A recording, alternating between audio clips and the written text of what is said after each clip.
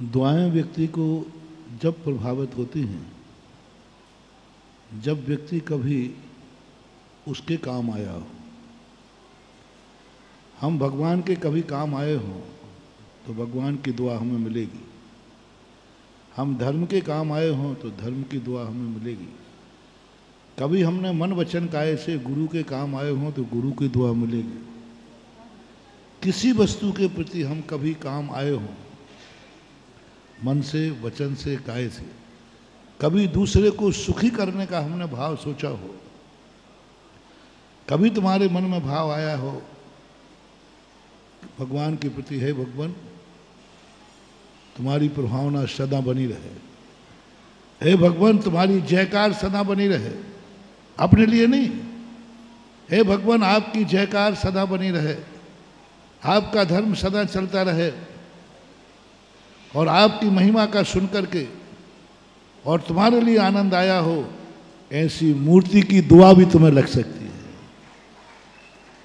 ऐसे ही गुरु के संबंध में कभी भाव आया हो कि मेरे गुरु सदा सुखी रहें, मेरे गुरु सदा जयवंत रहें, मेरे गुरु की प्रभावना सदा बनी रहे, मेरे गुरु सुखी रहें, ऐसा भाव यदि आया है तो उस गुरु की दुआ बिना दिए हुए भी ऐसे गुरु का तुम स्मरण मात्र करोगे, नाम भी ले लोगे, उनकी दुआ तुम्हें प्राप्त होना शुरू हो जाए।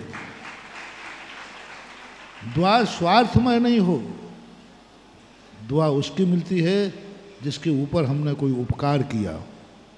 वो उपकार का अनेक प्रकार की भावनाओं से होता है, किसी भी वस्तु की। और बद्दुआ उसकी लगती है जिसने हमारे ऊपर उपकार किया हो और हमने उसका उपकार किया हो।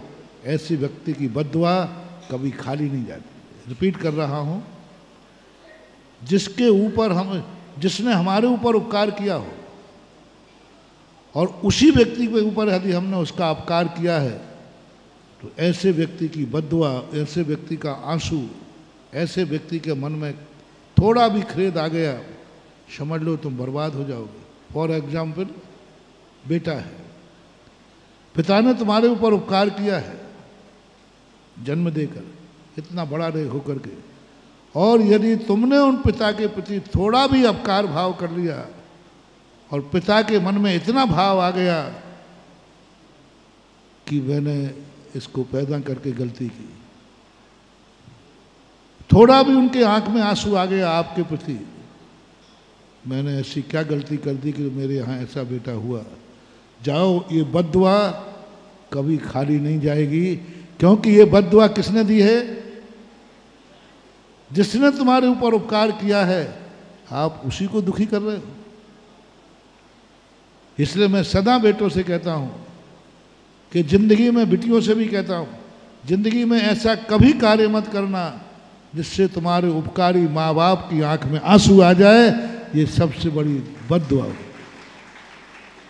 किसी भी और भी किसी को लेना ना, जिसने भी तुम्हारे ऊपर उपकार किया है, कभी उसके भूल करके कभी अपकार नहीं करना।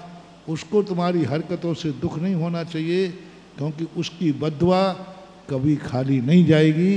ये दोनों सिद्धांत जानना चाहिए।